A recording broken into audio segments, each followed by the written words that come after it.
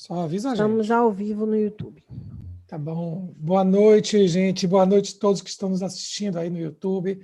Seja ao vivo, seja depois, né? Porque vocês sabem que esse programa fica disponibilizado aí no canal da ESA do YouTube.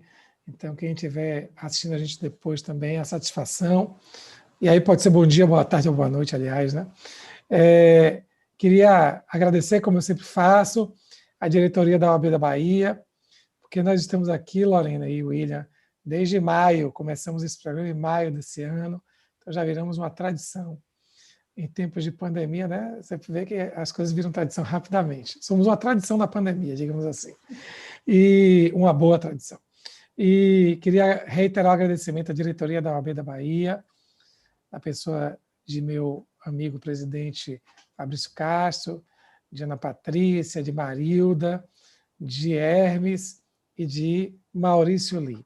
Queria também reiterar o agradecimento à diretoria da ESA, da Escola Superior de Advocacia aqui da Bahia, a todos os diretores, inclusive a diretora-geral, nossa querida amiga, Lore, Thaís Bandeira, ela também viabiliza isso aqui. E já também deixar aqui minha saudação hoje, gente.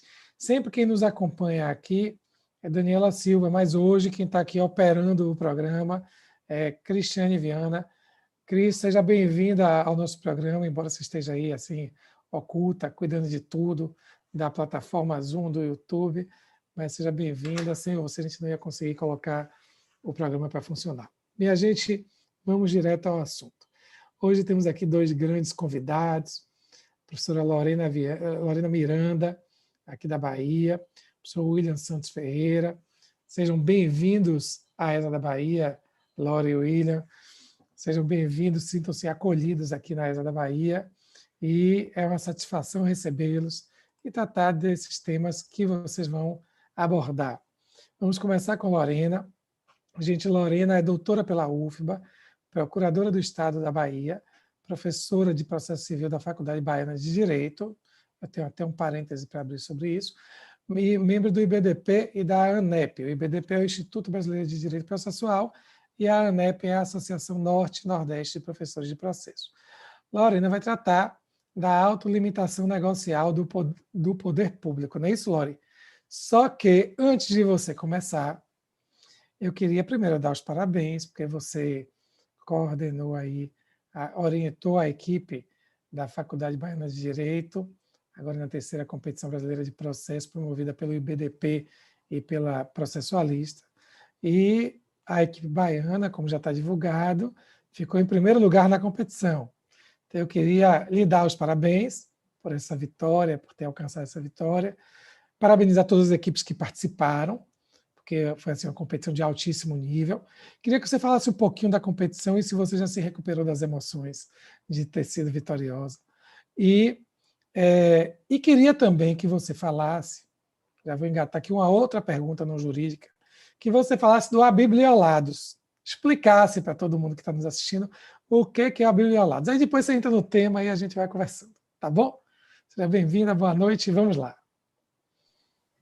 Bom, boa noite a todos e a todas. Em primeiro lugar, eu gostaria de cumprimentar meu querido amigo Adonias e agradecê-lo pelo convite para participar deste evento pela Escola Superior de Advocacia. Então, faço esse agradecimento à Escola Superior de Advocacia em nome de Antônio Adonias.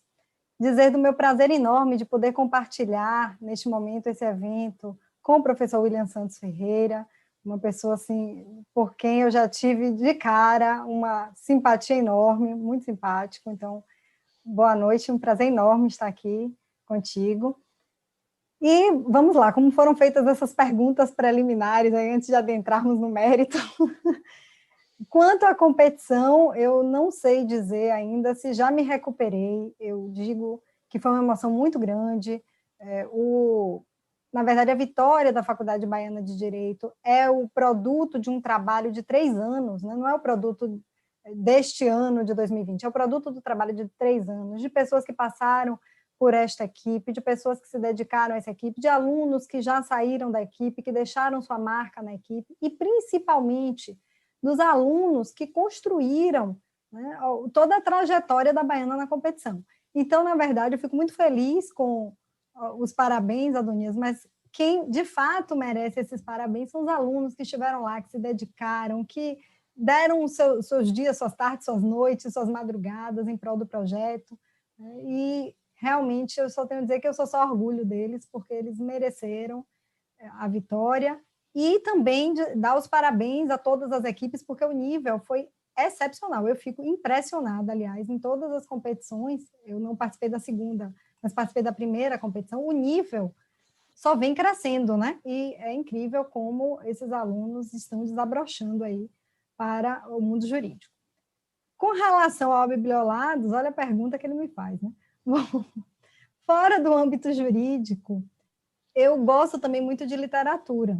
É que nosso programa é sobre processo, mas não é só sobre processo. Não é só sobre processo. É, né? porque eu inventei essa desculpa de fazer um programa sobre processo para convidar os amigos até falar das coisas boas.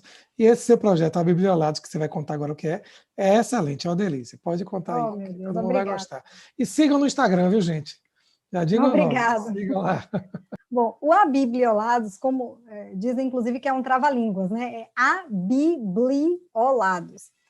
É um perfil no Instagram que eu criei em dezembro do ano passado para promover trocas literárias. Então, eu coloco ali um pouco da minha experiência como leitora, os livros que eu tenho lido, debato esses livros com outros leitores, né? A gente troca experiências nos comentários, no direct, etc. Faço lives sobre literatura, inclusive amanhã nós vamos ter uma live com um autor aqui baiano, né, o Gabriel Lopes Pontes. Faço desafios literários, enfim, é um perfil de entretenimento e de trocas de experiências literárias. Então, convido realmente a todos que se interessarem, será o maior prazer tê-los conosco lá no Bibliolados, no Instagram. Feito esse segundo esclarecimento, e para também não tomar muito tempo de vocês, até porque nós estamos aguardando ansiosamente pela fala do professor William Santos Ferreira, né? Eu estou aqui ansiosa, professor, para lhe ouvir. Eu vou começar a falar sobre o meu tema, que é a autolimitação negocial do poder público, trazendo um pouquinho da minha experiência no estudo dessa matéria, né? No estudo das convenções processuais envolvendo o poder público, e prometo ser breve.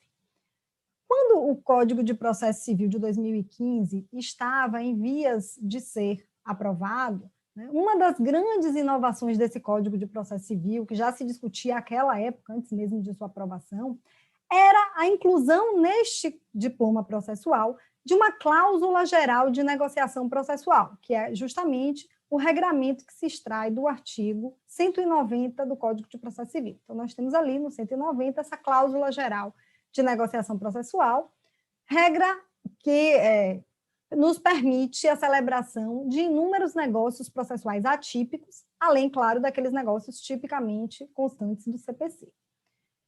E no momento em que essa regra entrou em vigor, né, já em 2016, e um pouco antes mesmo, depois da aprovação do CPC de 2015, várias questões começaram a orbitar a análise desse artigo 190. Então, se discutia quais seriam os objetos lícitos e o limite objetivo, né, da cláusula geral de negociação processual, se discutia se o juiz poderia ou não ser sujeito da negociação processual, enfim, inclusive entrando, não invadindo, mas assim, fazendo homenagem aqui ao professor William, se discutia também as convenções processuais em matéria probatória, né, professor? Também é um outro tema que eu não vou tratar aqui, mas também é um tema de autoindagação aí dentro do âmbito dos negócios processuais.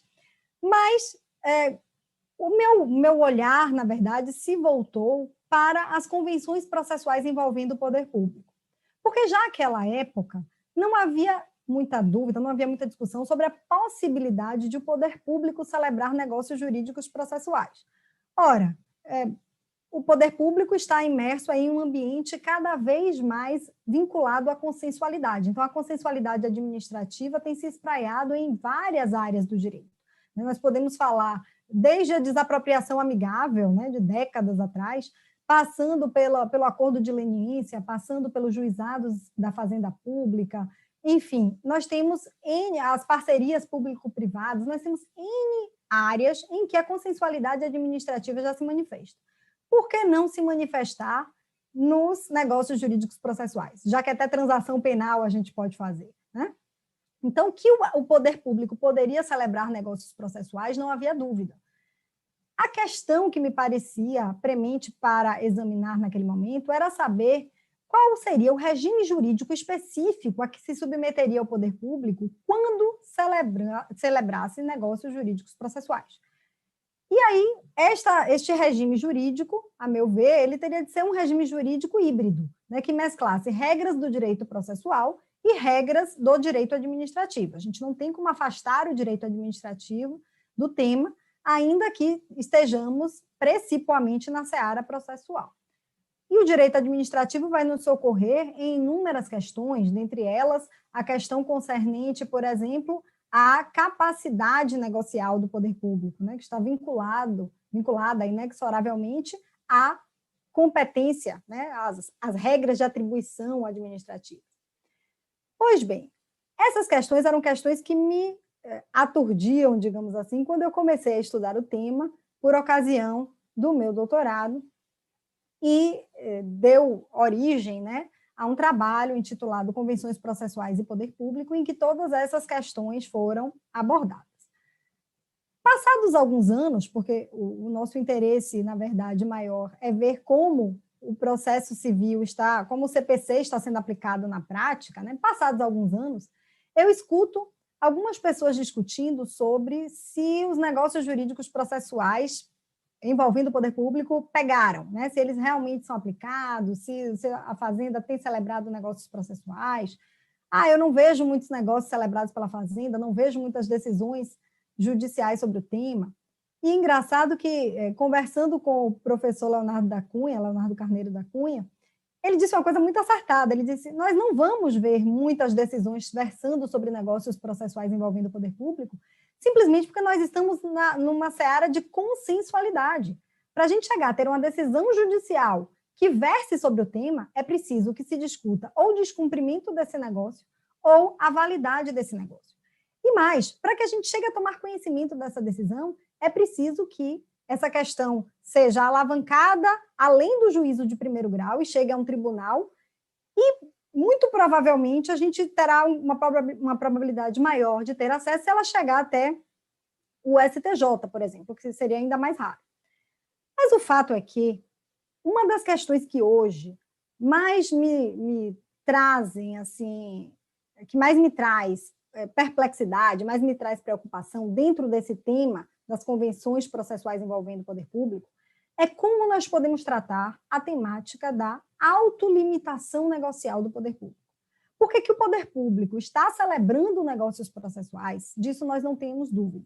Inclusive, se nós formos, por exemplo, ao site da PGE de Pernambuco, que é uma das procuradorias que já tem regulamentação específica sobre o tema, nós vamos encontrar lá uma aba Negócios Processuais, um link, e nesse link nós vamos ter a notícia de que no ano de 2019, a PGE de Pernambuco celebrou 25 negócios processuais.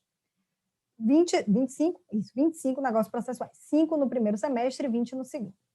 Se nós formos até o site da PGFN, além de todas as regulamentações que nós temos, né, no concernente à celebração desses negócios processuais, nós vamos encontrar, eu até anotei aqui para não me esquecer de dizer, na parte de acesso à informação, painel de parcelamentos e transações, nós vamos encontrar alguns termos de transações individuais, e neles é fácil a gente perceber a existência de negócios processuais de diversas ordens. Pacto de não petendo, né, para que as partes não ajuizem demanda versando sobre aquele objeto que está sendo pactuado, suspensão de execuções fiscais, suspensões de prazos processuais, acordos sobre garantia a ser prestada em determinados processos, enfim, nós temos desistências de recurso, nós temos inúmeros negócios jurídicos processuais sendo celebrados. E qual é a minha preocupação dentro dessa matéria?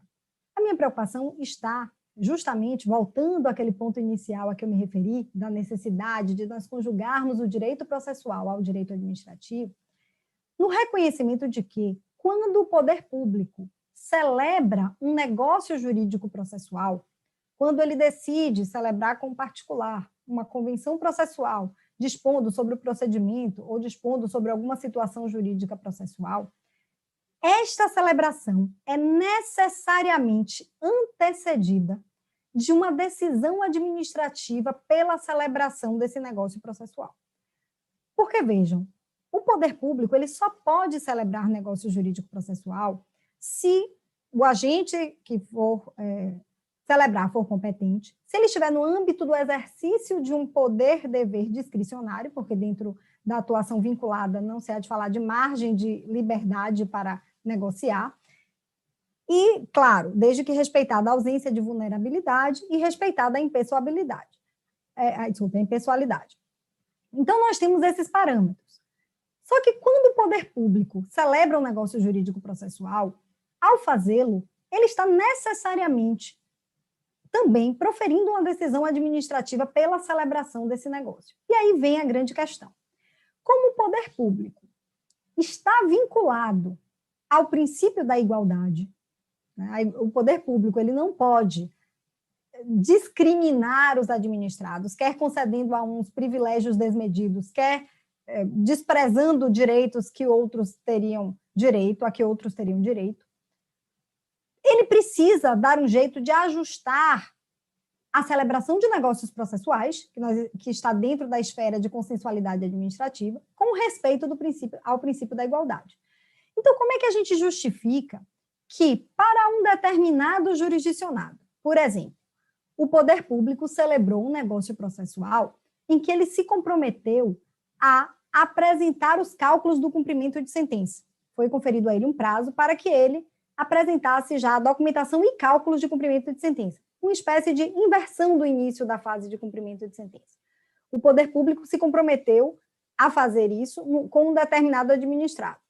Como é que depois o poder público pode simplesmente se negar a celebrar um negócio jurídico processual semelhante com outro administrado que esteja numa situação fática, em tudo parecida, semelhante, com aquele administrado beneficiado pelo negócio processual? É complicado a gente defender esta liberdade plena do poder público para celebrar negócios processuais e simplesmente desprezar o princípio da igualdade.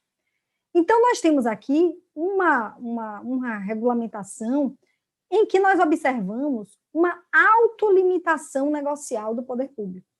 Quando o poder público celebra um negócio jurídico processual, esta decisão administrativa pela celebração equivale, ela é, na verdade, um verdadeiro precedente administrativo de celebração do negócio.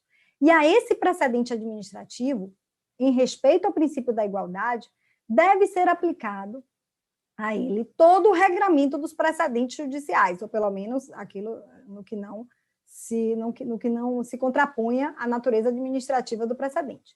Então, nós estamos diante de um precedente que vincula a administração, e essa vinculação se dá justamente por conta do respeito ao princípio da igualdade, e que, por vincular a administração, vai limitar futura margem de liberdade para a celebração de negócios processuais. Então, vejam que cada vez que o poder público celebra um negócio jurídico processual, ele reduz, em alguma medida, a sua margem de liberdade negocial para futuros casos. Claro que aqui a gente não pode deixar de enfatizar a necessidade de se observar um eventual distinguishing, né, se o caso concreto não guardar semelhança com o caso no qual foi firmado o precedente administrativo, não será a hipótese de celebração de negócio. Também não podemos deixar de observar a possibilidade de superação desse precedente, porque um novo posicionamento é o que vai atender o poder público, e não mais aquele que deu ensejo à celebração do negócio processual. Mas até para esta superação é preciso que o poder público se desincumba de um ônus argumentativo, que ele se desincumba do seu dever de demonstrar fundamentadamente por que aquele precedente administrativo não mais será aplicado. Então, o precedente, ele vai vincular o poder público, aquela pessoa jurídica de direito público que celebrou o negócio processual, né? E aí nós partimos para uma segunda questão que também me parece muito importante, que é justamente a questão que mais me angustia atualmente. Para que eu possa exigir um direito que me é assegurado constitucionalmente, que é o direito de ver respeitado o princípio da igualdade, eu preciso ter acesso ao conteúdo dos negócios processuais celebrados pelo poder público.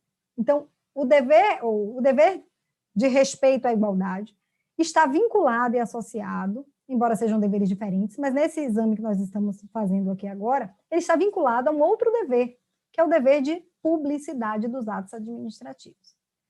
E aí a gente chega à seguinte conclusão.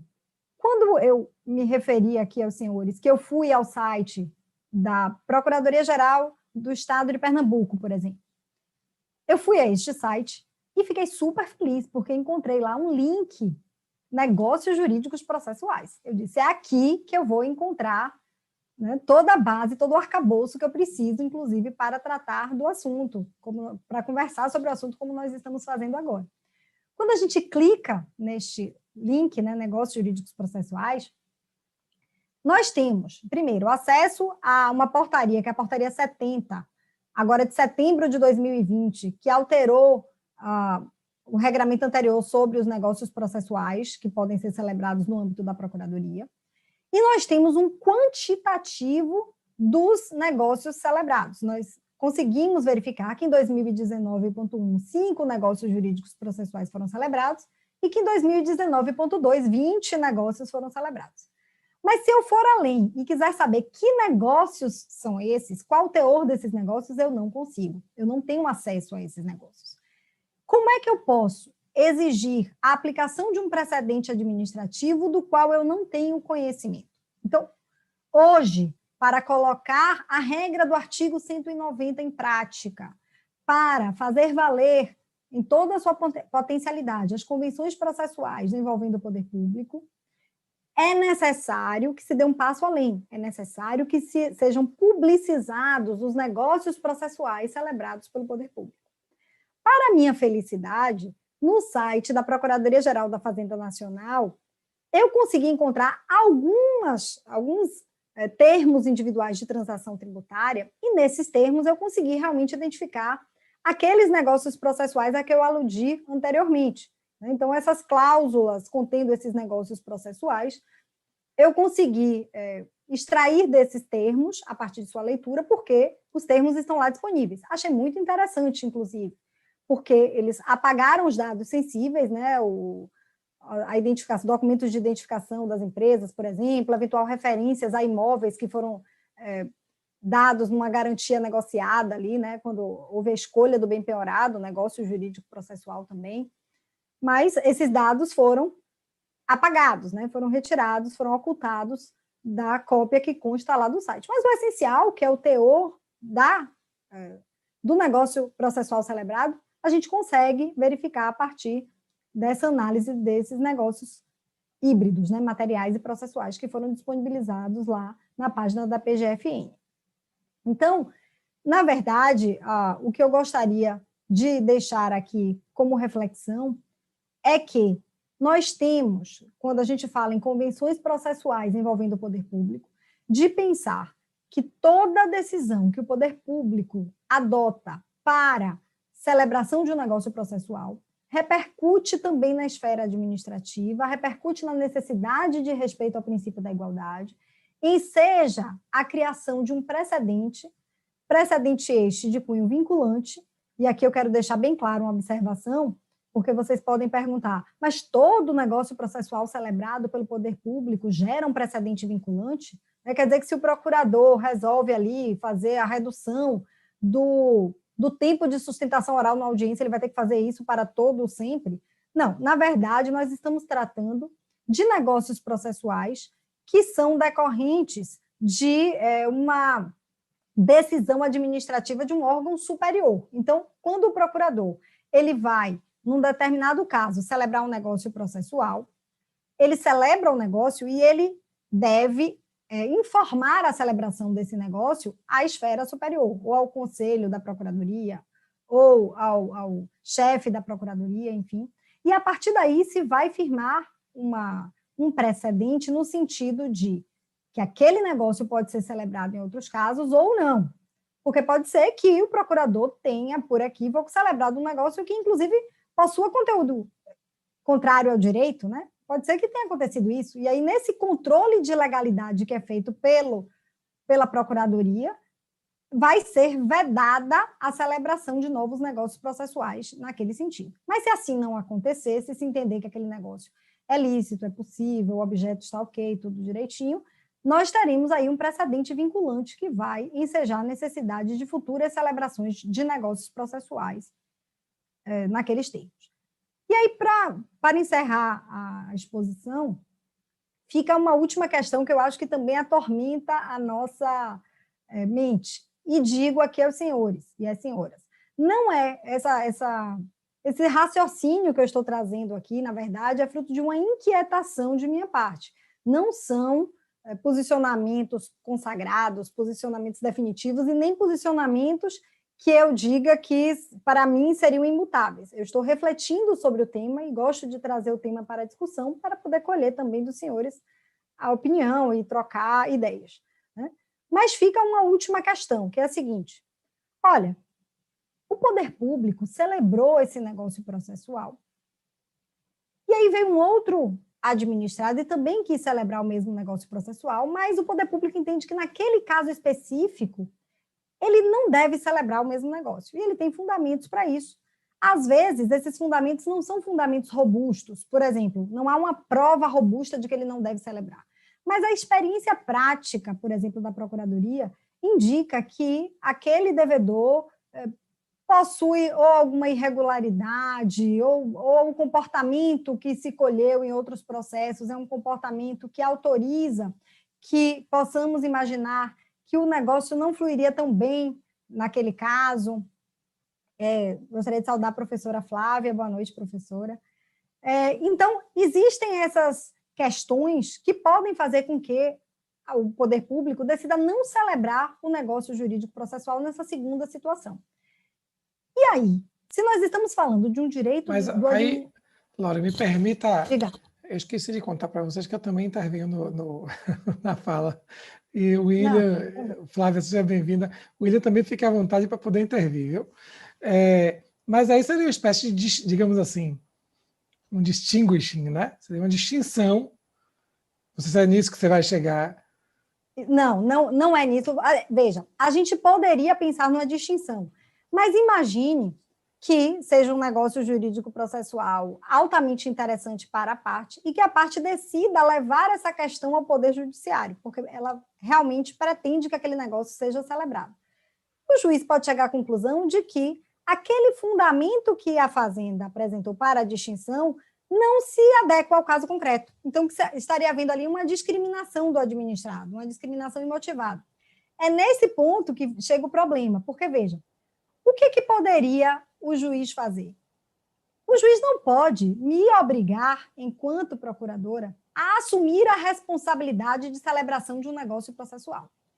Mas nós já temos no nosso ordenamento jurídico instrumentos predispostos a suprir a vontade não manifestada, né? É o caso, por exemplo, da adjudicação compulsória.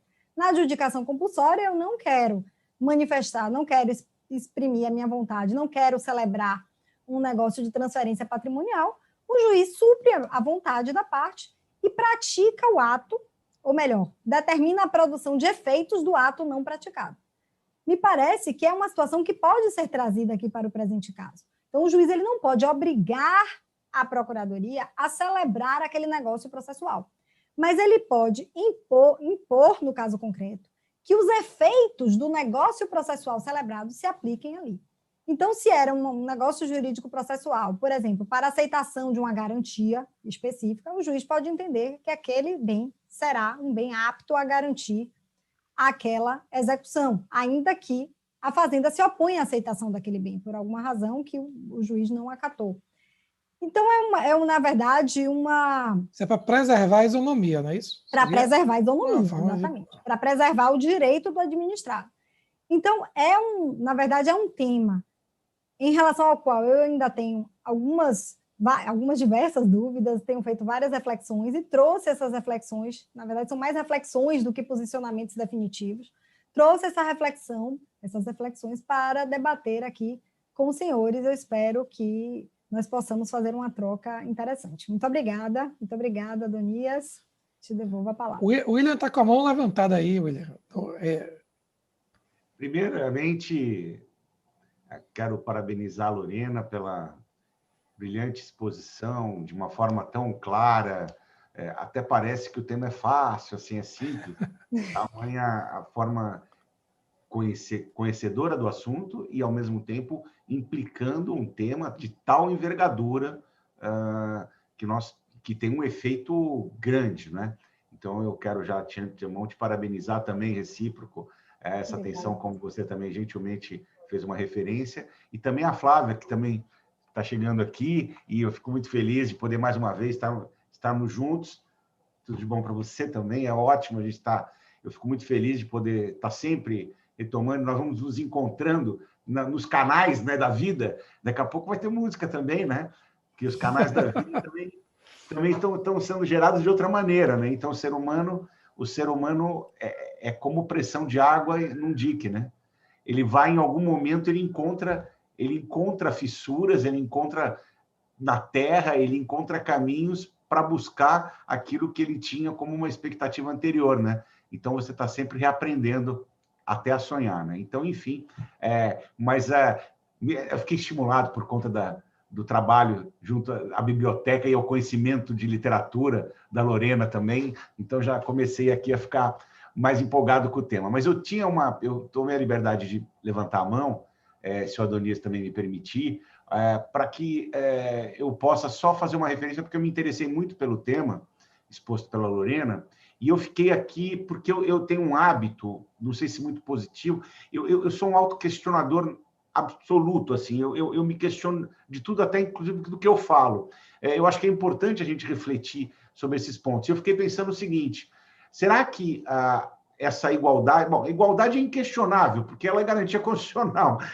Então, era um tema seríssimo. Agora, agregado ao negócio e interligado com um precedente na perspectiva de ato do Estado, que talvez pudesse ser justificado também por uma questão de comportamento do próprio agente estatal, né, porque ele tem que seguir a igualdade, né, é apenas um reforço, eu acho que da identificação do elemento, porque uma vez igualdade, ele teria que aplicar para todos. Agora, eu fiquei com uma dúvida. Na verdade, não há dúvida, são duas reflexões. A primeira é, o negócio processual não corre um risco grande de não emplacar no poder público, porque o poder público fica preocupado com uma vinculatividade indevida? Explico. Será que não existe dentro do poder público uma necessidade mais complexa que também dialogaria um pouco com a conveniência e oportunidade em relação a determinadas situações específicas? E tirando disso, será que então eu não complico demais? Porque para cada, mal comparando, para cada cláusula de negócio processual, eu teria que ter um parágrafo único de explicação para tentar evitar uma exacerbação. Quer dizer, então eu teria ou a não realização, porque o agente público ficaria vinculado. Tem um outro problema, porque, salvo o melhor juízo, até isso eu faço... Isso são considerações só, Lorena, mas eu faço isso como até... Esse sim, acho que como uma pergunta pela tua experiência, porque muitas vezes procuradores, eles têm determinadas autorizações envolvendo determinados valores ou uma direção por enunciados administrativos autorizadores, enfim, e que acho que até tem um pouco a ver com aquilo que você comentou do... Deu uma travada.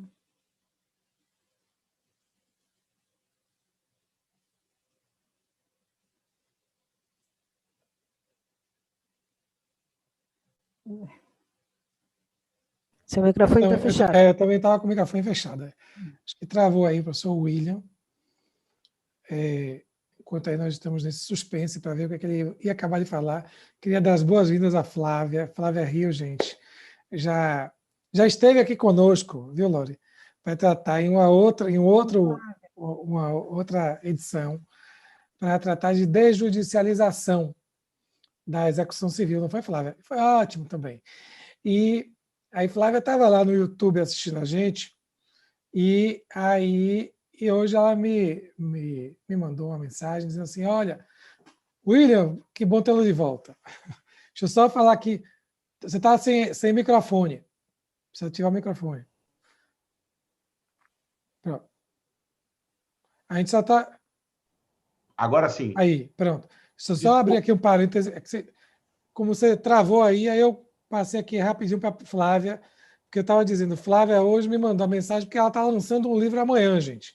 Aí Flávia estava lá no YouTube assistindo a gente, aí eu falei, Flávia, venha para dentro da sala do Zoom, que aí você divulga seu lançamento do livro. Então eu vou abrir aqui 5 minutinhos para ela poder falar do livro que ela vai lançar amanhã e convidar todos. Aí depois a gente retoma aquele seu raciocínio, William, que a gente estava aqui no suspense. Aí travou, a gente continua no suspense. Mas vamos lá, Flávia, por favor, 5 minutinhos aí para poder falar desse livro que você vai lançar amanhã. Qual é o livro, como é que as pessoas acessam, etc. Maravilha. Boa noite, Adonias, meu querido amigo. Estamos aqui entre amigos. Eu já me sinto em casa aqui no OAB da Bahia. Tamanha receptividade que eu sempre recebo, né, aqui na casa.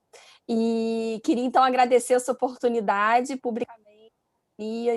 Queria saudar a professora Lorena, professor William. É uma honra estar aqui de penetra num painel tão, enfim, com professores tão brilhantes, que na verdade esses painéis da OAB Bahia das quartas-feiras à noite são sempre impecáveis, né? Eu fico impressionada com a qualidade dos palestrantes, e a professora Lorena não poderia ser diferente. Queria registrar meus parabéns, que eu não tive oportunidade, por ser a coach campeã da competição do IBDP. Eu assisti a final. Realmente, eu não vou comentar muito para o pessoal do ERJ também não ficar enciumado, mas impressionante. Meus parabéns. E o professor William sempre com um raciocínio tão rápido, tão preciso, enfim, queria pedir desculpas aqui por essa intervenção, mas queria agradecer essa oportunidade. De fato, queria convidar todos que assistem, professora Lorena, professor William e todos que estão aqui conosco, porque amanhã eu vou lançar o livro digital Lições do Isolamento, Reflexões sobre Direito Processual em Tempos de Pandemia.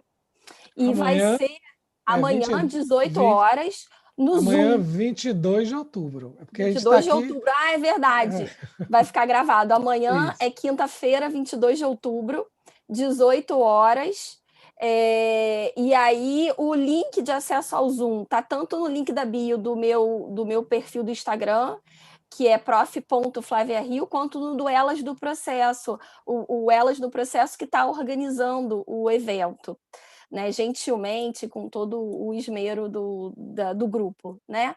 E é isso, eu queria convidar todos para estar lá, porque como o professor William falava, de fato, eu acho que a academia a gente tem sido assim, né? Como um dique que a gente está tentando aí continuar essa engrenagem. Esse projeto é um exemplo cabal disso, desse movimento, e esse livro eu acho que surge desse espírito que o professor William falou, né? São artigos a partir de eventos dos quais eu participei, dentre eles o que estou aqui intervindo, tendo a honra de intervir. Então, na verdade, um dos capítulos é fruto das reflexões que eu teci, né? Então, eu quis registrar isso até por uma questão de um momento histórico, né, da nossa vida, que é um capítulo da nossa vida que é indelével. Então, tentar tirar alguma coisa positiva disso, né, dessas reflexões, principalmente para os nossos alunos. Então, eu vou ficar muito feliz se todos puderem estar comigo amanhã. Eu estou curiosíssimo, viu, Flávia? E vou ficar muito feliz e muito honrada. Eu nunca fui a um lançamento de livro pelo Zoom, vai ser a primeira vez. Pois é, né? mas agora a gente está tendo que se reinventar, né? Isso. E eu vou ficar muito honrada. Faço esse convite aqui que eu já fiz a você, faço na pessoa dos professores Lorena e William e a todos os nossos ouvintes, e agradeço aqui a oportunidade.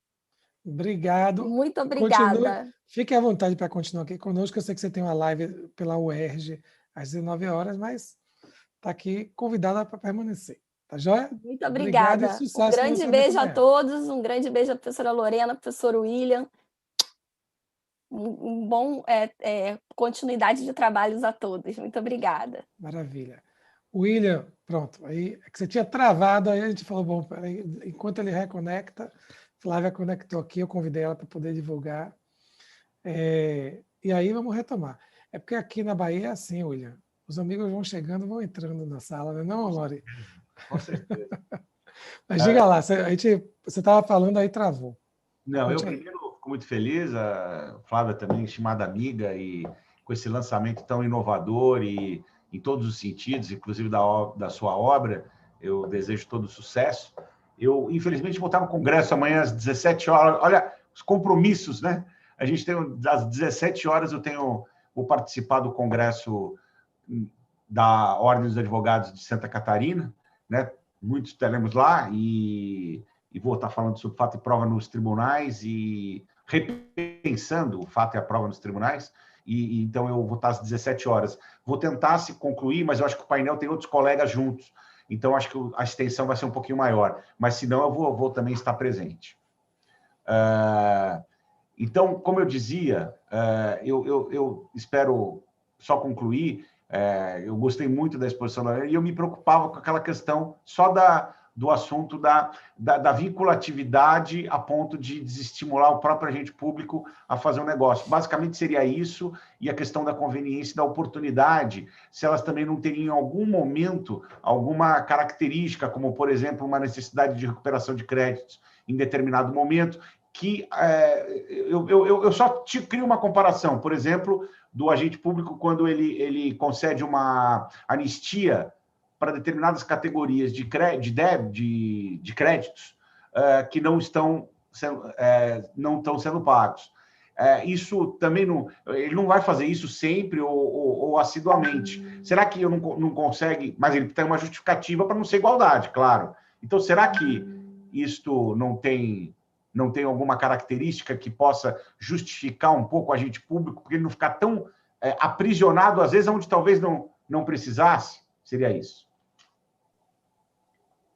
Obrigada, professor, pelas suas ponderações, são muito preciosas, realmente.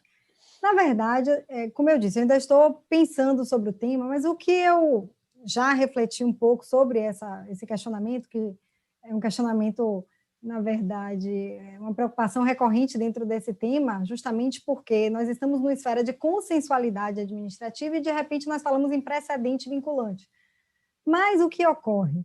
Nós temos aí nós podemos separar esses negócios processuais em duas naturezas diferentes, naturezas entre aspas. Nós temos aqueles negócios de natureza simples, ou seja, negócios que são corriqueiros, como o que eu falei da inversão da fase de cumprimento de sentença. Há um interesse público em evitar, por exemplo, receber cumprimentos de sentença com valores exacerbados. Isso muitas vezes, se a gente for parar para observar, em muitos cumprimentos de sentença, o que acontece com o poder público?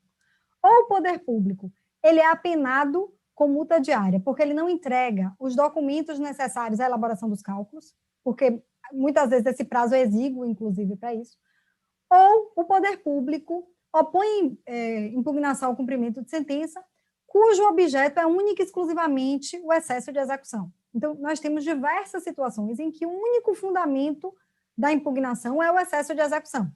Se nós tivermos, no exemplo que eu dei, se nós tivermos um negócio processual para inversão do início da fase de cumprimento de sentença, concedendo ao poder público, por exemplo, 90 dias para que ele possa reunir a documentação, elaborar os cálculos e apresentar. Isso é bom para o poder público, isso é bom para o particular, porque vai evitar a fase de impugnação, se o único fundamento for esse. Isso é bom para o judiciário, porque a gente ganha em celeridade, a gente ganha em eficiência, a gente ganha na aplicação concreta do princípio da cooperação, enfim.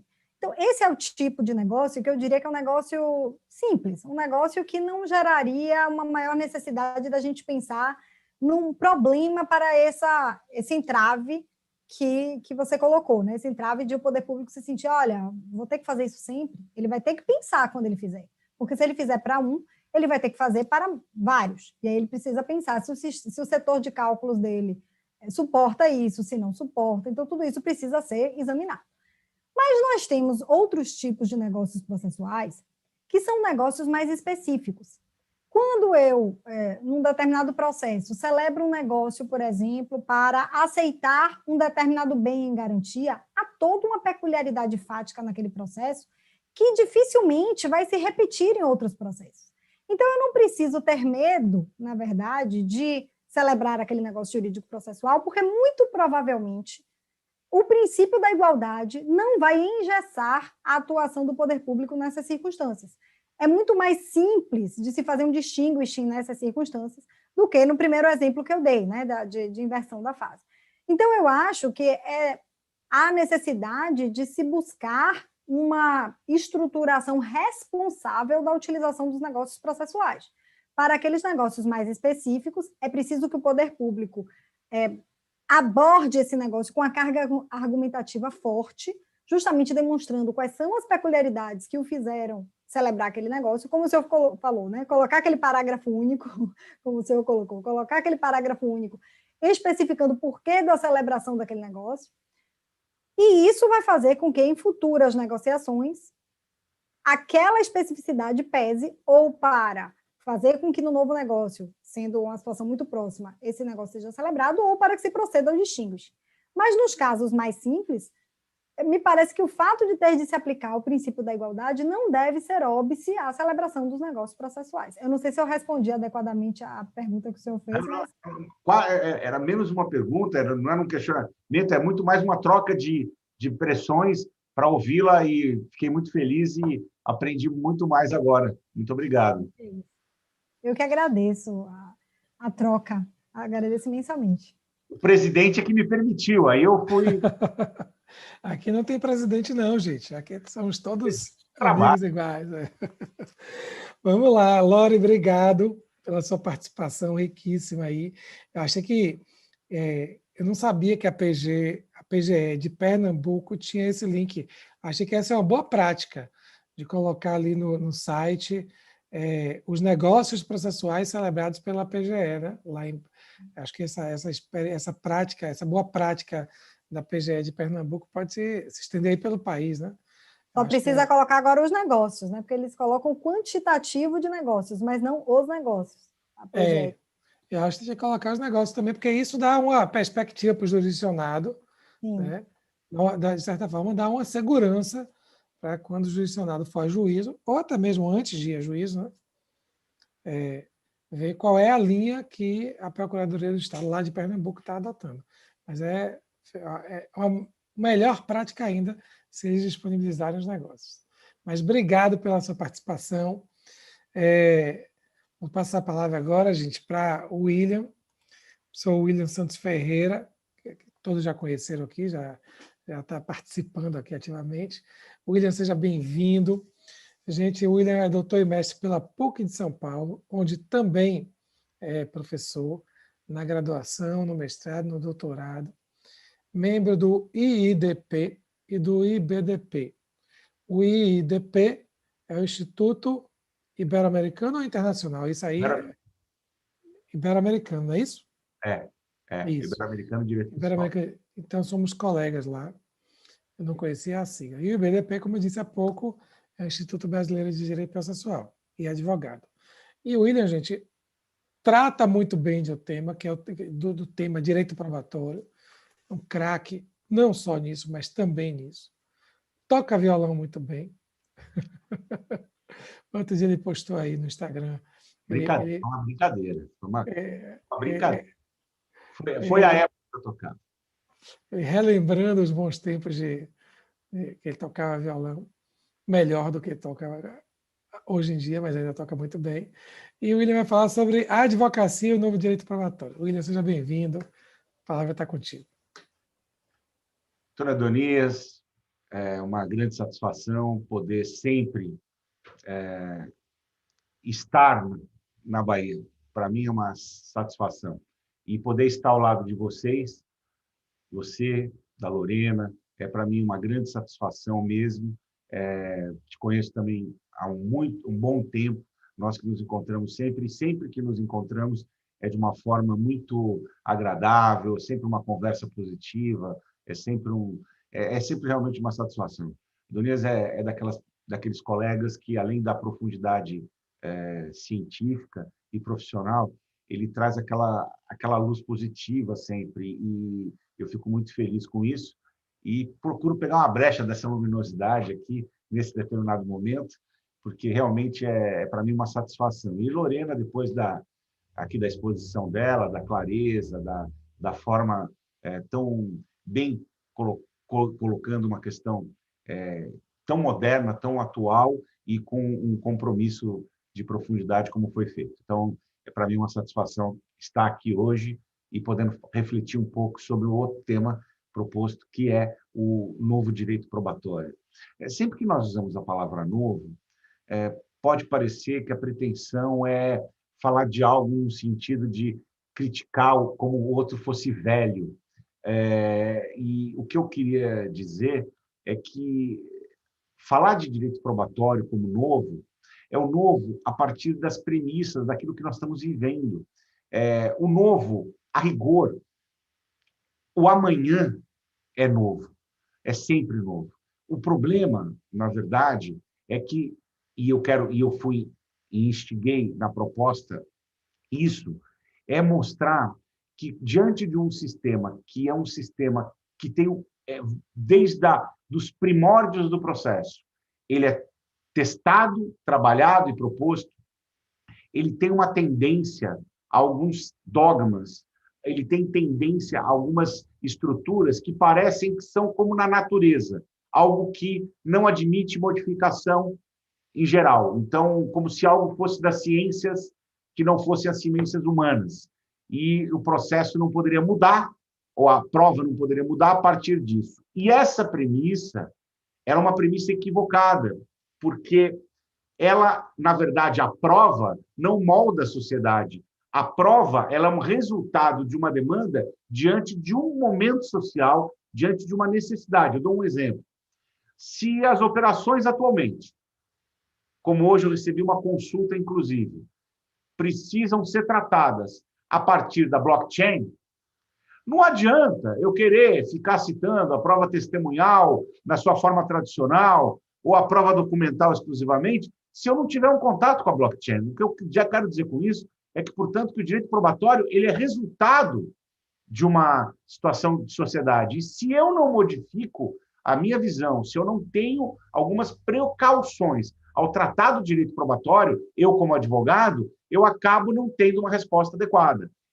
E o setor da prova no processo, ele tem algumas... Quando, na minha tese de doutorado, tratei desse tema, princípios fundamentais da prova civil, eu identifiquei alguns elementos de contato com a parte da execução. Por que a parte da execução? Porque ela é excessivamente regrada e não é à toa que foram as duas últimas etapas a serem modificadas no código anterior.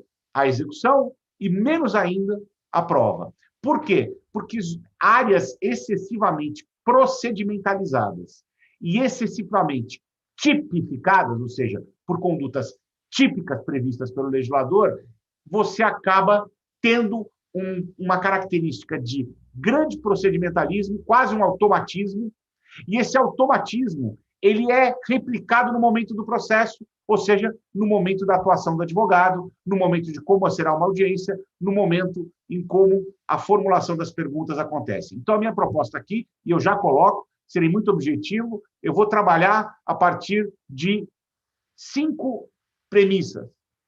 A primeira premissa: o direito à prova é das partes, e não do Estado. Isso significa que o Estado tem um compromisso com a prova e não um poder de retirar a prova da parte.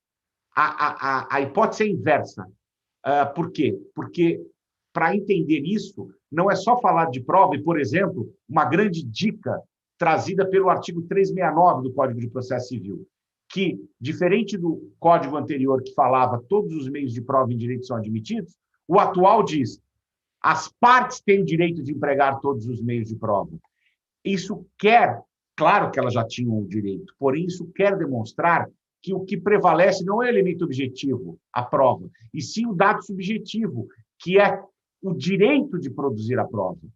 E, ao mesmo tempo, as coisas precisam ser colocadas no seu devido lugar, porque o direito à prova, quando estampado no código dessa maneira, ele não quer dizer também que o Estado não tenha uma atividade em relação à prova. Ele tem uma atividade, até muito importante, Porém, ela não é uma atividade de vontade. Ela, por exemplo, não é a vontade de dizer, não, simplesmente indefiro a prova. Por quê? Porque eu que sou convencido disso e não sinto que ela será boa.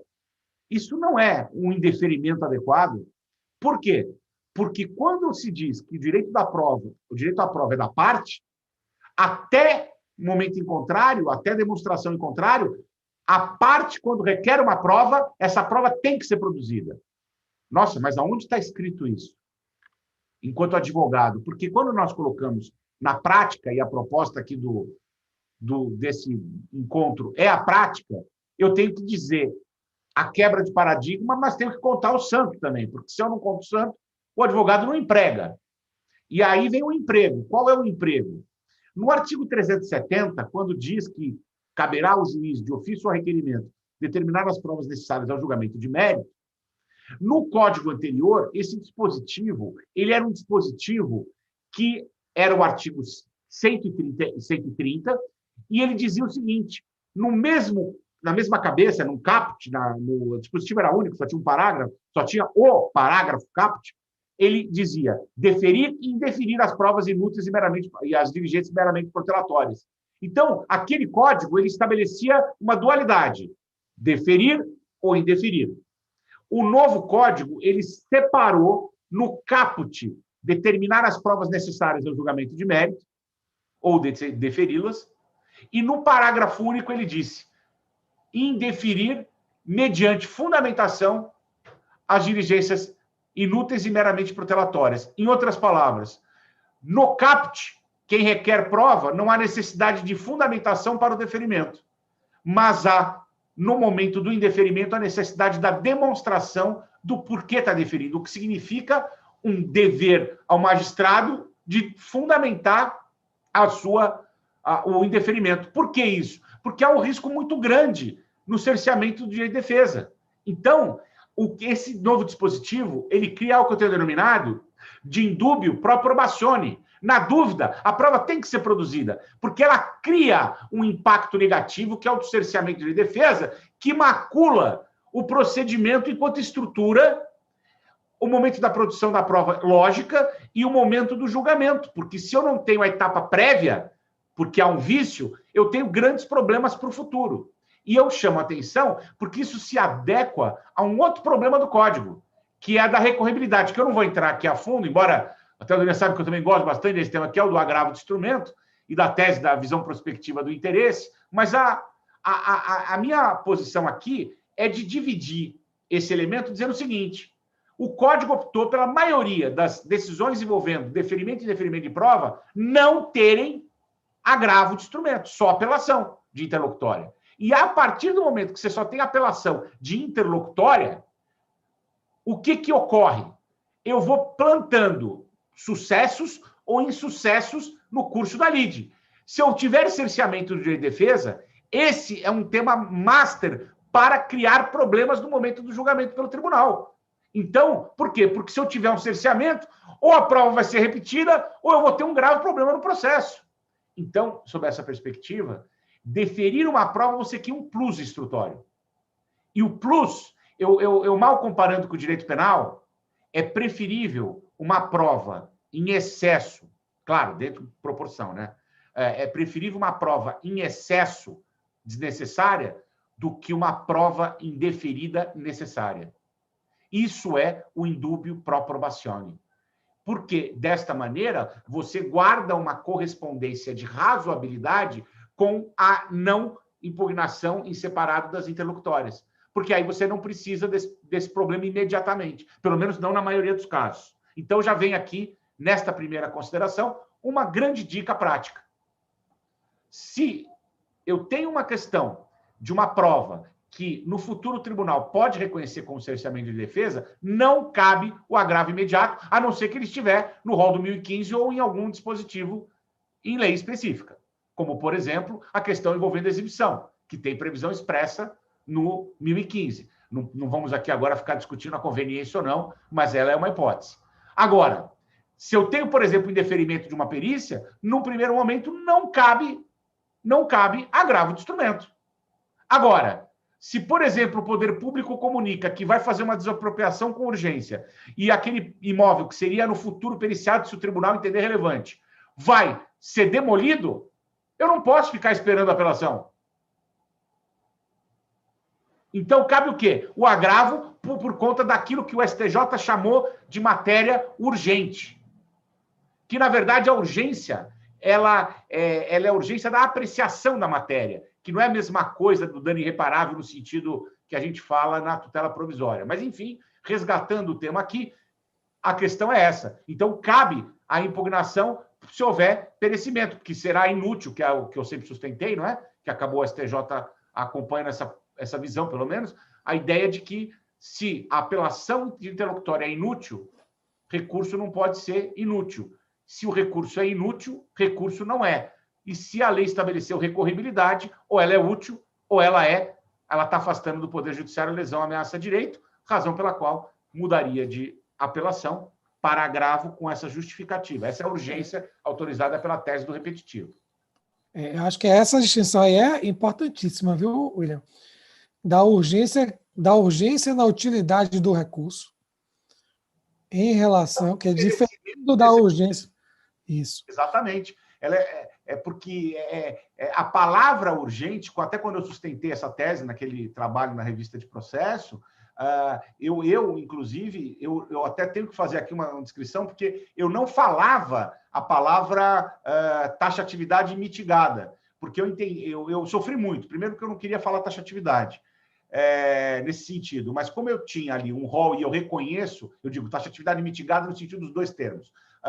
Eu chamava, na verdade, de taxatividade fraca, porque eu entendia que quando eu tenho um dispositivo genérico previsto em lei que diz a lei não excluirá da apreciação do Poder Judiciário lesão ameaça de direito, ele é muito diferente, por exemplo, da inadmissibilidade da preliminar de arbitragem. Ele é totalmente diferente, porque uma é casuística específica, o outro é genérico e naquele entroncamento entre a descrição normativa e o fato, com certeza o guarda-chuva é muito maior no geral do que no caso da definição da arbitragem, por exemplo. Então, a taxatividade, que eu chamei de taxatividade fraca, ela é o problema hermenêutico, o problema causado no aplicador da norma. E não que a taxatividade não existe, ou isso, porque eu acho que mitigada não fica bom politicamente, porque parece que o judiciário estaria avançando numa hipótese que ele não pode para fazer isso, por isso que ele estaria mitigando. Mas, enfim, tirando a parte prática, realmente, então a ideia é essa, mostrar isso. Então, quando eu tiver, essa dica prática é importante, quando eu tiver no indeferimento da prova um dano e cuja situação eu não poderei reparar ou não será adequadamente reparada no momento de uma futura apelação, tem a tese do repetitivo para justificar o agravo de instrumento. E o inverso também é verdadeiro. Quando houver a possibilidade, como, por exemplo, o indeferimento de uma perícia em geral, aí eu teria também de justificar o não cabimento do agravo, que é para salvar a lógica do legislador, porque senão a gente ruiu totalmente, que é a grande crítica das outras posições a respeito do tema. Rodrigo Gomes de Mendonça Pinheiro, lá de Brasília, fez um comentário aqui no YouTube. Grande William, o pai da taxatividade mitigada. Olha lá, tá vendo? Os meus amigos que vão colocando essas posições, eu agradeço, um grande abraço a esse amigo, grande processualista. Realmente uma questão que se coloca nesse ponto, porque você tem essa característica. E aí, seguindo, eu atento com o nosso tempo, que eu não quero cansar vocês, por favor, Adonis, fique à vontade para me policiar aqui e me questionar também, e a Lorena, na troca de ideias, estou aqui aberto ao nosso diálogo frutífero, por favor. Pois não, Adonis, pois não. Não, fica à vontade, eu ia falar que... Obrigado. Então, esse seria o primeiro ponto que eu chamaria muito atenção. E aí, derivado dessa questão do direito à prova, combinado com o tema desse dever poder do juiz, e aqui eu queria já fazer um grande esclarecimento, na minha opinião, há críticas, mas eu venho sustentando isso há muitos anos, eu insisto nisso. Não há poderes instrutórios do juiz. Há deveres, poderes instrutórios.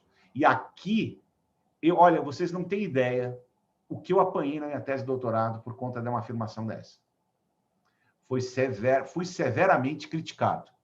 Mas, como dizem, tese é para ser criticado, porque se não for criticado, não é tese, né? Então, se a gente não for em algum momento disruptivo, nós não teremos uma tese. Então, eu, quando expus isso, eu procurei trazer a mensagem de uma interpretação do meu colega, hoje meu colega, foi meu professor de todos nós, professor Celso Antônio Bandeira de Mello, quando no direito administrativo ele trata do agente público, ele dizia, e eu peguei essa frase dele e eu coloco que é dele, mas é dele para o direito administrativo. Ele diz, o agente público, ele não tem poderes, porque o agente público, ele tem poderes, mas ele só tem poderes para se desincumbir de deveres.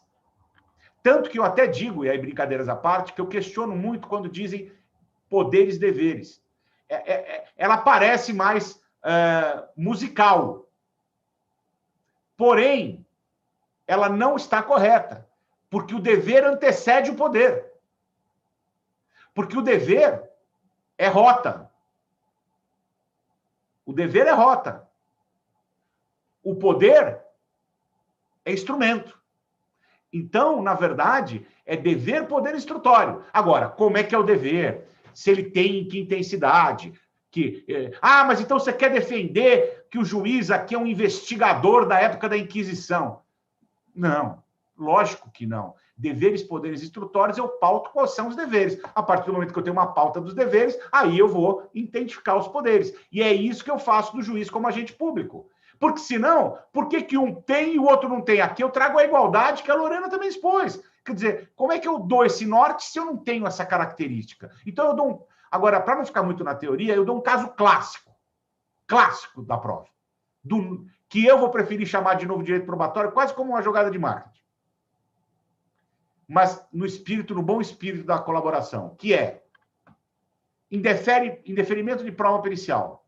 Ambas as partes estão defendendo que não é necessária prova pericial, porque ambas estão morrendo de medo do custo da perícia, mas, ao mesmo tempo, existem documentos, existem elementos dos autos, e elas estão legitimamente tentando defender que dá para julgar sem a prova pericial. Aí vem o juiz e entende que a prova é necessária, e julga improcedente a ação porque o autor não requereu a prova pericial. Primeiro que o autor, processualmente, o advogado dele, estrategista probatório, ele poderá dizer que ele entende que a prova é desnecessária, razão pela qual que julgue favoravelmente. Mas se entender que não está esclarecido porque ele deseja a demonstração, ele então requer a prova. Só que isso é uma visão formalista do processo, é uma visão não cooperativa do processo, e é uma visão, muito, a meu ver, muito equivocada, que impede o diálogo, que é algo tão estabelecido no Código de Processo Civil 2015. Por quê? Porque quando o juiz recebe essa sustentação de ambas as partes e entende que ele precisa da prova, ele não precisa de mais nada a não ser isso para determinar a prova. Porque se existe um elemento técnico e a interrogação não está respondida, a lei determina que quando há questão técnica a ser apurada, a prova é pericial. Se as partes estão defendendo em contrário, ele vai ter, então, ele não pode, por exemplo, julgar improcedente a ação aplicando o ônus da prova, porque o autor não requereu a prova. E aí entra, é engraçado isso, porque tem países como a Alemanha que isso é não questão. O juiz ele vai e coloca, olha, eu estou sentindo aqui que existe um problema, e se vocês não me convencerem mesmo, eu vou ter que determinar a prova. Isso é como diálogo. Como dizem também os básicos, para melhor prover. E aqui a gente vê isso como um ato judicial, inclusive, de parcialidade. O que também é aqui já vem, então, a minha terceira consideração. A parcialidade. A parcialidade precisa ser repensada. Porque a parcialidade do juiz... Você pergunta, Lore? Por favor. Você está com o microfone fechado. Eu achei que eu tinha desbloqueado, perdão. Desculpe a interrupção, mas eu fiquei com uma dúvida em relação ao primeiro fundamento, né? Porque você colocou que, na verdade, a prova é um direito das partes. Antes de ser decorrência do dever-poder do juiz, que aí nós vamos até discutir um pouco se esse poder-dever ou dever-poder se faria realmente diferença. Tem uma leve discordância só nesse ponto, mas concordo que todos os poderes, na verdade, são poderes que se voltam ao perfazimento de um dever, ao cumprimento de um dever. Mas a minha dúvida é a seguinte: se essa prova é um direito da parte, e se as partes, por exemplo, elas celebraram um negócio jurídico processual, afastando a produção de perícia. Então, olha, aconteça o que acontecer, no nosso processo não haverá perícia. O que impediria o juiz de julgar conforme as regras de distribuição do ônus da prova? Porque, na verdade, se a gente coloca a prova como um direito da parte, elas não poderiam dispor desse direito, e uma vez dispondo desse direito, o juiz não estaria impedido de desrespeitar essa disposição da parte, a não ser que houvesse uma nulidade no negócio processual, né, uma situação assim, ele não estaria impedido de se contrapor a um negócio jurídico válido e, portanto, determinar a perícia. Esse ponto me deixou assim, um pouco em dúvida. O ponto que eu coloquei, ele não envolve um negócio processual, né? Ele envolve uma afirmação jurídica de desnecessidade, porque uma coisa é discutir necessidade e desnecessidade, a outra coisa é você discutir o afastamento da prova. Porque quando eu discuto desnecessidade, eu tenho o critério saber se é necessário ou não. Então, aí demanda uma análise judicial. Quando o que as partes estão falando não é que elas não querem, porque no caso que eu estou citando, eu não estou citando um negócio em que as partes disseram que não vai ter prova pericial. Eu estou citando um caso que elas sustentam que para ganhar elas não precisam da prova pericial. São dois fundamentos bem distintos. Mas eu também posso responder a segunda, porque também tem toda a pertinência com a questão. E aí é mais interessante ainda, porque aí você está indo simplesmente, e nós sabemos disso, no ponto mais ácido da teoria dos negócios processuais, que envolve, inclusive, reconhecido também pelo Cabral, esse ponto, como um dos mais difíceis para serem tratados, em que pese a posição, por exemplo, por ele defendida, no sentido do cabimento, porque os poderes do juiz não podem nortear ou impedir o direito das partes à tipicidade dos negócios estabelecida no artigo 190. E aí, nesse ponto, eu acredito que há uma necessidade, nós vamos até ter uma live, na verdade, o Café com Torradas do IBDP semana que vem vai ser sobre esse tema, viu, Lorena? Estamos dando um spoiler na questão, né? Mas, enfim, você está me colocando um ponto em que eu tenho uma posição... Primeiro que eu sou muito favorável aos negócios probatórios, inclusive. O que eu tenho como questão maior é uma outra hipótese, que é a discussão se é suficiente o negócio probatório quando não há solução para fins de já encaminhar, então, as partes para o ônus da prova. É essa que é a minha dúvida. Por quê? Porque, neste caso, eu não tenho exclusivamente o artigo 190. Eu tenho também o artigo 370, que não pode ser despregado do assunto. E a discussão, quando diz caberá de ofício ou requerimento da parte determinada prova, eu estou dizendo que é direito da parte a produção da prova, e, em teoria, claro, quando você tem direito a algo, você pode a ele, em regra, salvo se for indisponível, você pode renunciar a esse direito. E aí, se você puder renunciar ao direito, você estaria jogando o tema para o ônus da prova. Só que me parece que quando você tem um julgamento, se você jogar no ônus da prova, você teria um julgamento que nós sabemos é um julgamento de solução, não é um julgamento definição, porque ele é um julgamento que só resolve quem perdeu e quem ganhou sobre o fato, e não apresenta uma solução cabível.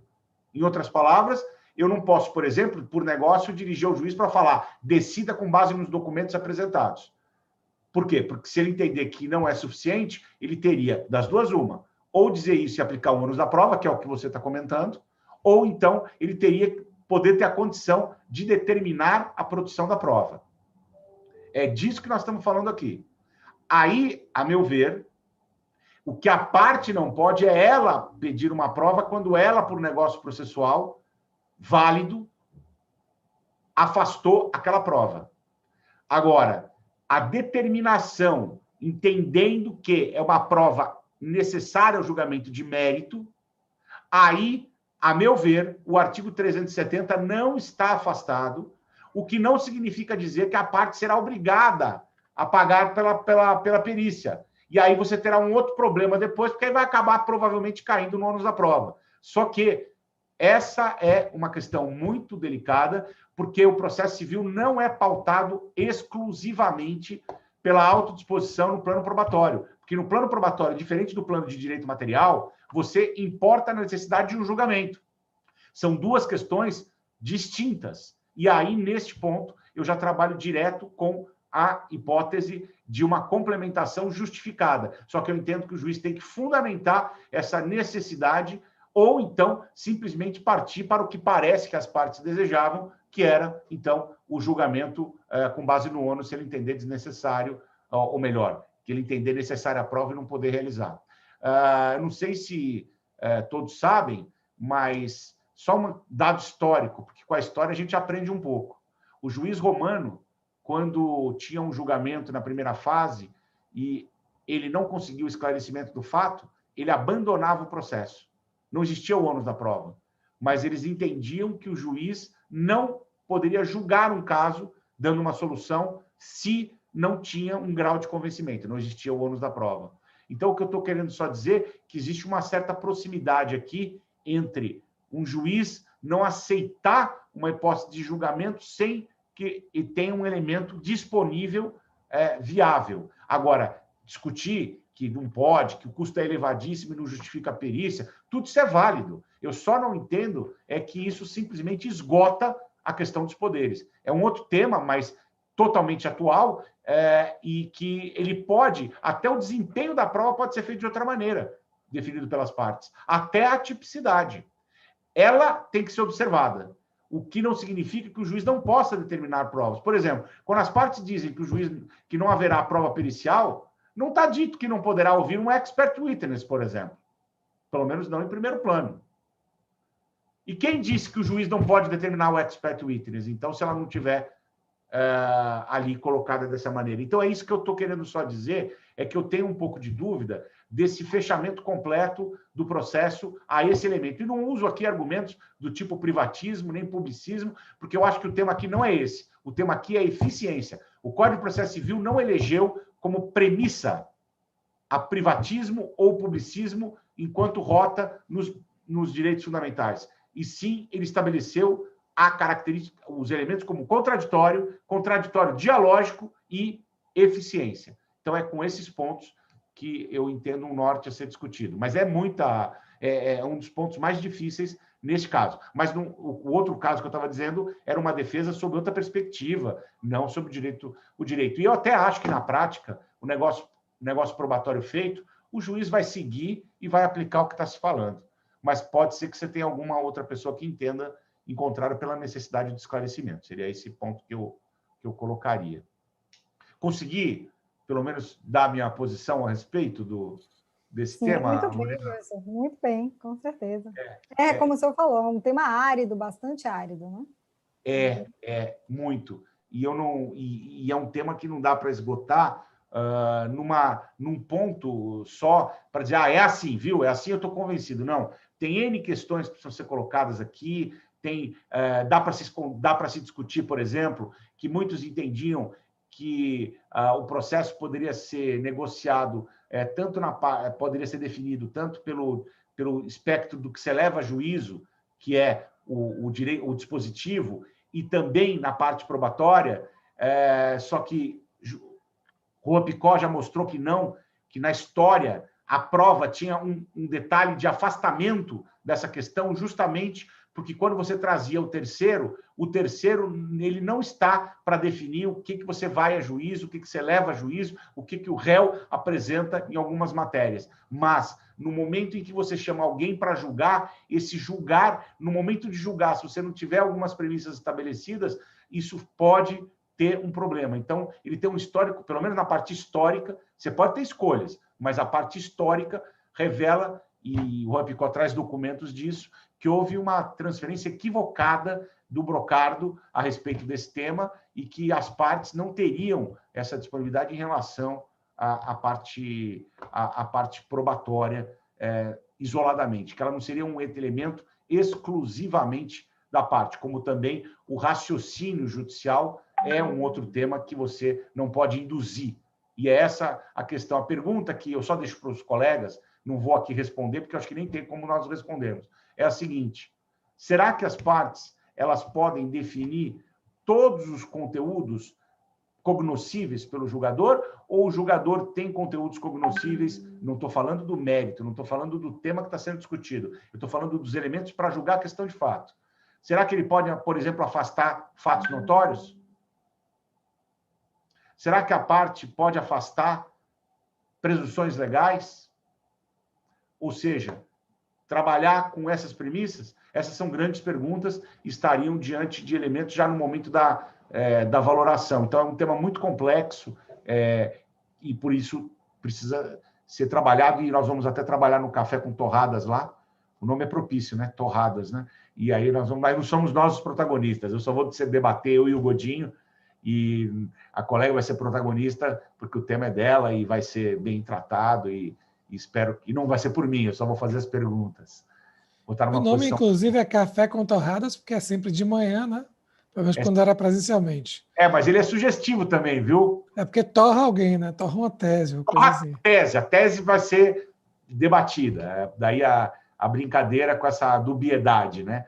Mas é muito, muito rico e é um momento de oportunidade para as novas processualistas e novos processualistas, no caso, nova processualista, e aí, com isso, nós vamos ter uma oportunidade bem interessante para trazer mais uma vez esse tema à discussão. Mas eu posso ter mais 3 minutinhos só para... Tem, fica à vontade. Muito obrigado. Eu além dessa questão, e eu sabia que esse ponto ia... há uma confusão entre protagonismo instrutório e deveres e poderes do juiz. Protagonismo instrutório é das partes. Protagonismo instrutório é, por exemplo, você entender as provas que são necessárias ao teu julgamento. E isso não é uma questão de discussão de privatismo ou publicismo, que até pode estar dentro do âmago do debate das escolhas feitas pelo legislador. Você pode ter momentos em que você dá mais às partes e momentos que, incontestavelmente, o Código de Processo Civil 2015 deu muito mais às partes, tanto na definição dos aspectos dos negócios, como também até da questão da iniciativa instrutória e do momento do protagonismo instrutório. Dou alguns exemplos que a advocacia vem vivenciando, alguns vivenciando e outros vivenciarão ainda mais no futuro.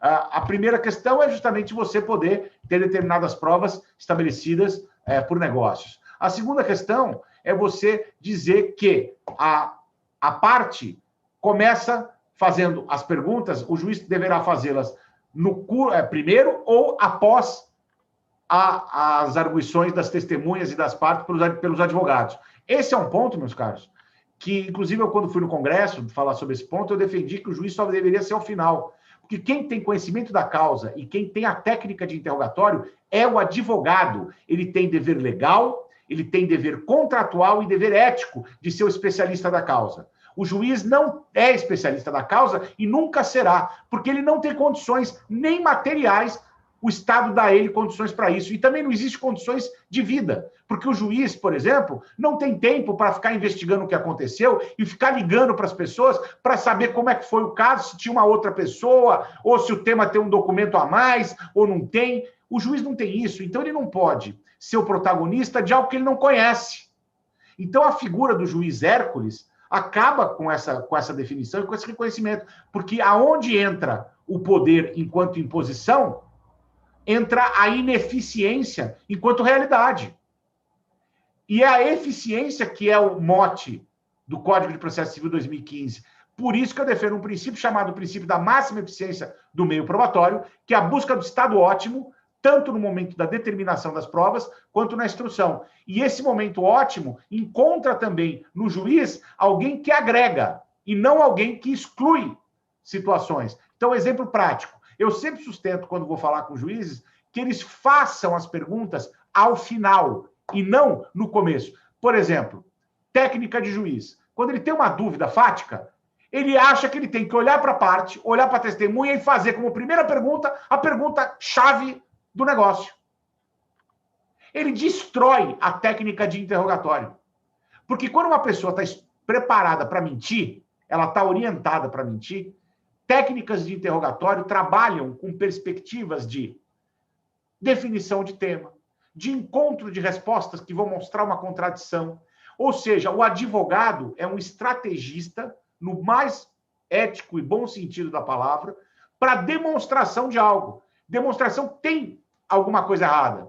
E tem testemunhas que, quando são orientadas, isso é uma questão de neurociência, você, quando faz a pergunta imediatamente para ela, aquilo que ela está orientada, ela tende a conseguir responder, porque simplesmente ela ainda não está lidando com aquele ambiente. Agora, quando ela já está ambientada, ela já está sofrendo várias perguntas, ela vai perdendo aqueles freios e aquela orientação, às vezes, de uma tendência além do que ela tinha na memória. Então, uma das técnicas é você já não fazer de cara a pergunta mais relevante.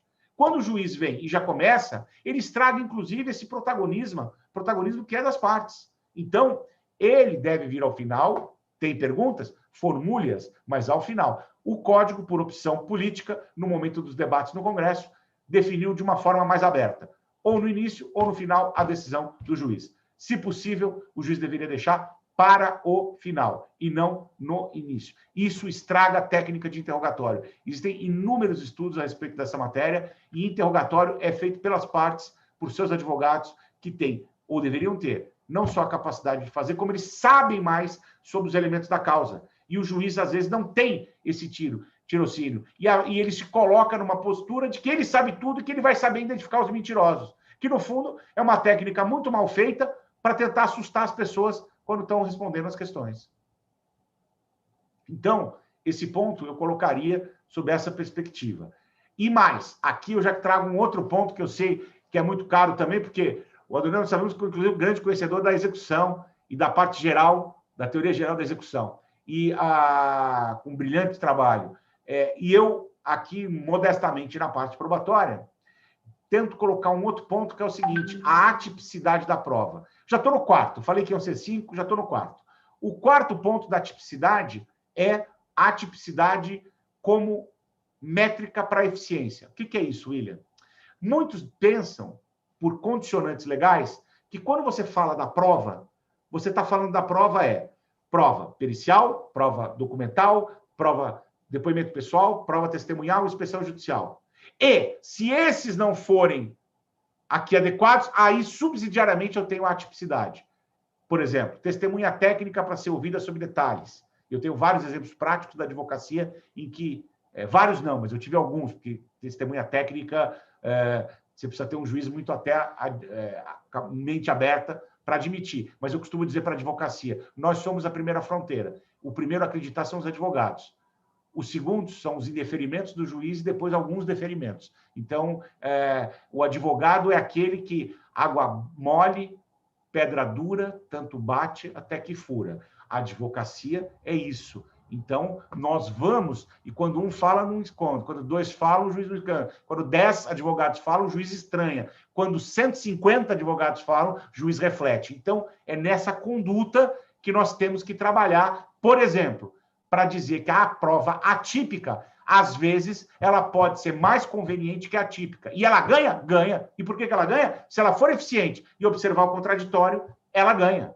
Então, não precisa das outras provas. Então, é aí que, eu não vou agora falar, mas é aí que eu acho que está o grande mote também do negócio probatório. Por quê? Porque se você demonstra esse elemento, o juiz não pode ir contra.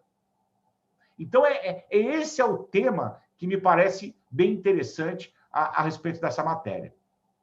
E eu, como tinha que definir muito rapidamente para esse nosso tempo, eu concluo com uma questão que incomoda, eu tenho certeza, muito a advocacia, que dentro desse novo direito probatório, eu sei que vocês já tiveram produção antecipada de provas, então eu não vou aqui ficar tratando desse que é um novo paradigma, na minha opinião, porque ele transforma o advogado numa pessoa que trabalha com estratégia de definição das provas produzidas, para depois ele próprio e seu cliente valorarem a prova para definirem se vão ajuizar a ação. Isso é uma outra quebra de paradigma, porque você não precisa correr o risco do processo da demanda tradicional para definir se cabe ou não uma ação. Se você precisa primeiro dos elementos, a produção antecipada de provas inverte essa lógica e cria esse direito autônomo, em que o advogado pode, naquelas demandas que são consideradas, inclusive, demandas de alto risco, primeiro definir se ele tem ambiente probatório para isso, e depois ir para a demanda judicial, aqui criando uma pequena proximidade com o sistema da common law. Enfim,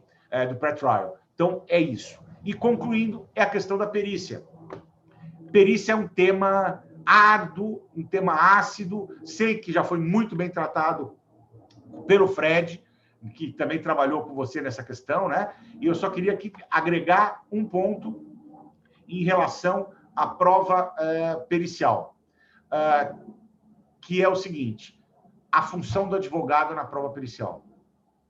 O advogado, e eu sou advogado, há uma tendência a deixar o tema sempre para o momento do assistente técnico, ou então não há uma preparação da perícia, o que eu quero dizer. Os quesitos, às vezes, são feitos sempre no último momento. A prova pericial não é proposta para o juiz com objetivos claros colocados. E o juiz também defere um genérico, porque precisa para aluguel, precisa. Ele não define os pontos ácidos que devem ser tratados. E isso é uma falha grave que deveria ter o saneamento, inclusive, compartilhado para que isso acontecesse melhor, definindo qual é o foco que o perito tem que ter e o que ele tem que responder. Porque no Brasil, perícia é quase uma coisa automática para ter alguém que fala um assunto que ninguém entende do direito e cuja conclusão será admitida pelo juiz e os assistentes técnicos serão completamente ignorados pelo juiz. Então, não há ambiente de debate, não há contraditório. E o juiz se esquece, e esse é o ponto prático que eu queria colocar como último, que o tema fático na prova pericial é objeto de discussão e a posição colocada na conclusão pelo perito é apenas a conclusão, porque o debate não está na conclusão, o debate está no prévio. E quando você tem um tema aqui sendo discutido, esse tema, se tem posição de assistente técnico ou expert witness de um lado, e você tem o perito de outro, o juiz não tem que ir para a conclusão para dizer que aceita a conclusão do perito porque ele é da confiança do juízo. Ele tem que demonstrar o porquê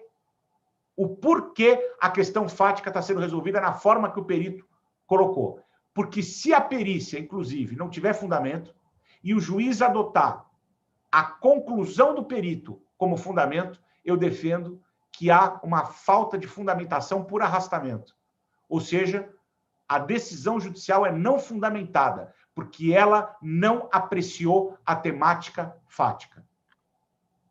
E aí você cria um gravíssimo problema, e o Dionísio até deu uma risada, porque ele já está sabendo, a Lorena também, porque aí você tem uma nulidade em decorrência da falta de fundamentação. Então, se a falta de fundamentação começa na perícia e termina no juiz, a fundamentação do juiz não é a conclusão do perito. Essa seria uma outra questão prática que eu colocaria para levar esse tema que é tão duro, é tão difícil, a gente sabe como é difícil lidar com quase sentença técnica trazida pelo laudo pericial. Então, esse é um ponto que me incomoda muito também, tem sido alvo de muitas reflexões, tanto que até o Cabral me convidou para, no grupo dele de pesquisa, tratar dessa questão também, para nós podermos debater um pouco mais. Muito obrigado pelo... Sobre isso, William, Fred, quando esteve aqui tratando de prova pericial, ele definiu uma coisa interessante, que é o seguinte: se o perito chega a uma determinada conclusão sobre os fatos, né, ele é um expert, o juiz, para não aceitar essa conclusão baseada na ciência, tem que ter elementos de fundamentação muito fortes. Vai dizer assim, olha, essa conclusão... Porque, veja, se a gente tem alguém que domina uma técnica científica que não é do domínio do homem médio, e ele expõe aquela conclusão sobre os fatos, não estou falando sobre o litígio, nem sobre o mérito, porque aí é outra história, sobre a aplicação do direito àqueles fatos, né? Mas precisaria de uma carga de fundamentação para poder superar, na realidade, aquela conclusão sobre os fatos a que chegou o juiz, o perito, perdão. Eu dei um parecer para a indústria de medicamentos, algum tempo atrás, um caso muito interessante, que é exatamente isso, em que houve uma conclusão pericial que havia uma inovação, e isso garantia a patente. E, no momento da sentença, uma juíza, até numa sentença muito profunda, com muitos elementos, eu não me lembro nunca mais, eu nunca mais vou esquecer o número, 85 páginas, ela julgou procedente a ação de nulidade por ausência de inovação científica, sendo que ela criou na sentença um teste de inovação científica a ela, e ela mesma aplicou o teste de inovação científica. Estou falando de ciência de física, química, e ela aplicava e dizia, pelo meu resultado do teste, não há inovação. Então, ela contradisse o perito a partir de um teste de inovação que ela propôs, analisando, inclusive, temas com imagens de química, enfim.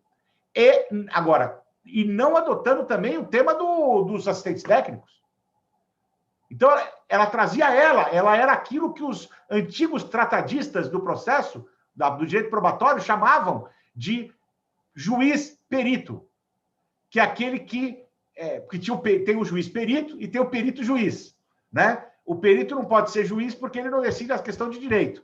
E o juiz não pode ser perito porque ele não decide a questão técnica. Mas técnica no sentido da exposição argumentativa. Mas ele precisa ter outros elementos, como você está dizendo que o Fred também defendeu, para dizer porque ele está escolhendo um caminho e não criando um caminho. Porque, inclusive, ele está violando o contraditório. Porque quando na sentença, e o meu parecer foi nesse sentido, não é que você não pode ter uma opinião num sentido ou no outro. Claro que, se o tema está colocado, é para ser num ou no outro. Mas quando você faz isso, você não escolhe resultado, você escolhe fundamento. A partir do momento que você cria uma terceira via, essa terceira via não é prova pericial e houve cerceamento do direito de defesa, criando até um fato que é uma prova, é uma prova nova, é uma inovação e uma decisão que viola o direito a ser ouvido anteriormente. Então, quer dizer, sob esse aspecto, até teve um parecer que eu dei exatamente nesse sentido, porque, evidentemente, se socorria de um autoconhecimento, inclusive citando sites da internet científicos. Eu, inclusive, fiquei muito honrado em fazer esse parecer, porque, além do impacto gigantesco que teve a questão, ele também trabalhava com uma questão de altíssimo refinamento, que é de como, então, o juiz ele pode trabalhar a questão, porque ele precisa resolver o tema, mas ele precisa resolver o tema a partir das luzes de outros.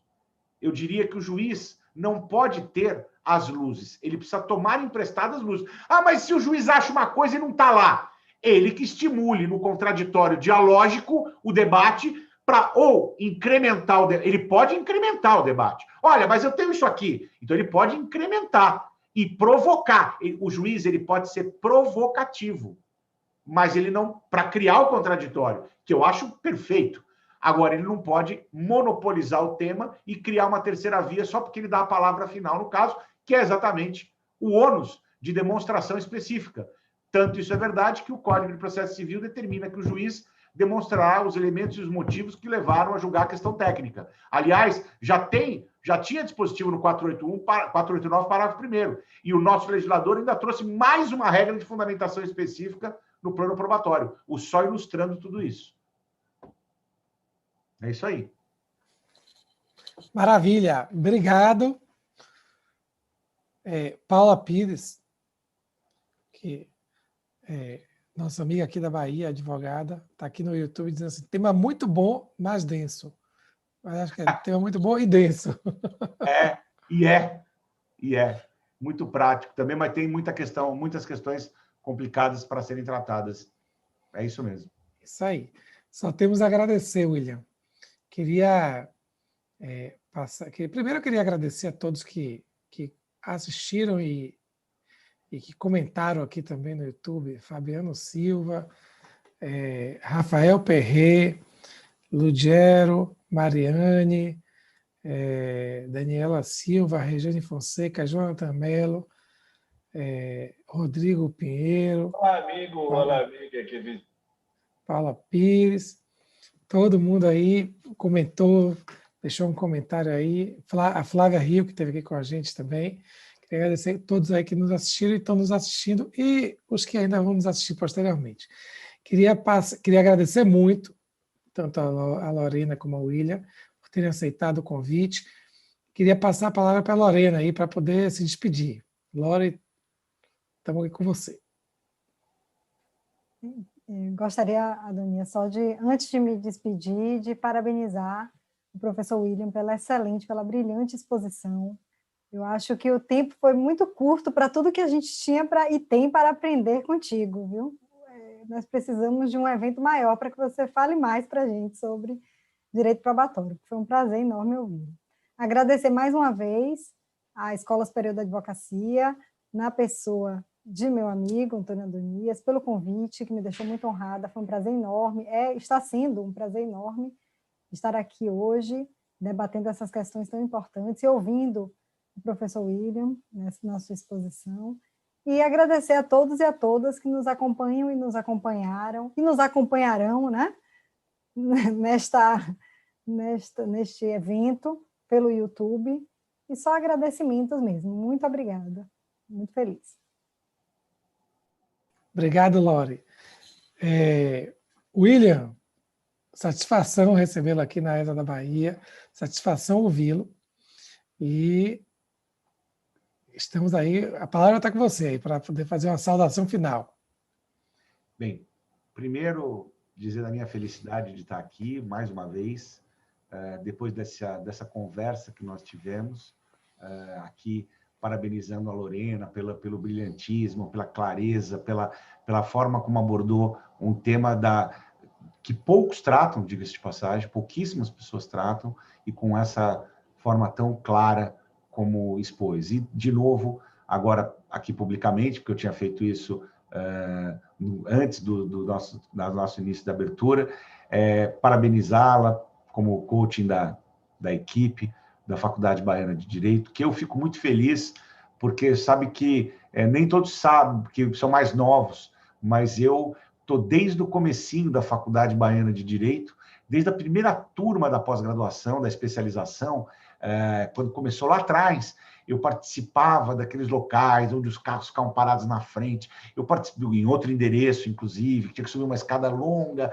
eu participei desde o comecinho das trocas, das turmas novas, de todo o projeto, no sentido de ir como professor, não é? E eu fui, porque eu falava de provas, o Fred me convidava para o curso de especialização, sempre tratando desse tema sobre provas, e eu indo para a Bahia sempre, desde a primeira turma, e eu fui conhecendo o crescimento da Faculdade Baiana de Direito, o crescimento não só do setor da especialização, como da graduação, a primeira turma, aí depois aquela sequência, quando iniciou, aquele comecinho, quando tinham professores para a primeira turma ali, então, que era aquela turma, a turma, não eram as turmas, não eram os professores, era um professor que ia e o outro que chegava, e nós nos encontrávamos na sala dos professores, todos juntos, e às vezes até uma sala dos professores improvisada, porque estava sempre em reforma, porque a Faculdade Baiana estava sempre crescendo.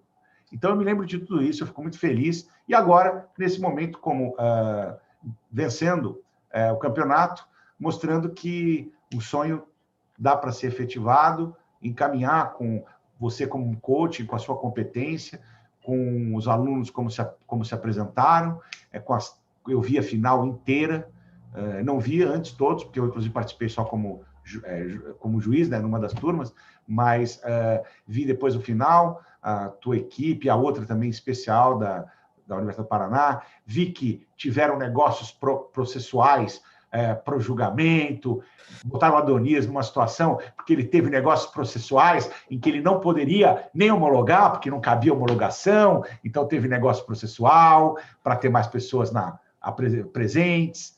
Eu vi tudo isso. A realidade foi sendo concretizada. Então, mostrando, eu estou aqui ao lado de duas pessoas que fizeram muito nesse trabalho dessa terceira competição. E eu me lembro que na primeira competição de processo, eu tive a sorte de estar no mesmo hotel que o Adonias. Eu como coach de uma turma, ele como outro coach também, não é isso? Lorena também estava lá. Lorena, eu lembro disso. Isso. Eu lembro disso. E nós lá no Rio, Rio de Janeiro. Era um corredor, assim, no lado esquerdo do hotel, nós ficamos no mesmo hotel, e nós nos encontrávamos, inclusive, naquela preocupação até de onde ficar, porque não tinha muito espaço, e nós dividimos o mesmo local, nós separamos até o restaurante ali, os pedaços do restaurante, né? Por isso, e nós ficávamos lá numa parte, vocês também ficaram um tempo também, enfim, nós conversamos um pouco, naquele momento nós éramos os bandeirantes do tema, né? Nós estávamos começando com aquela experiência. E teve até foi eleita naquele ano como uma das melhores oradoras, mas enfim. E agora, você, Lorena, com esse trabalho, adorei na presidência lá de todos os trabalhos da competição, levando esse tema e levando para a Bahia nesse momento importante, esse tema que eu parabenizo a vocês todos pelo resultado, pelo alcance que isso deu, pelos meninos, pela menina e pelo menino, inclusive, vi como estavam, inclusive defendiam como agravantes e como agravados, quer dizer, eles faziam os dois lados, né?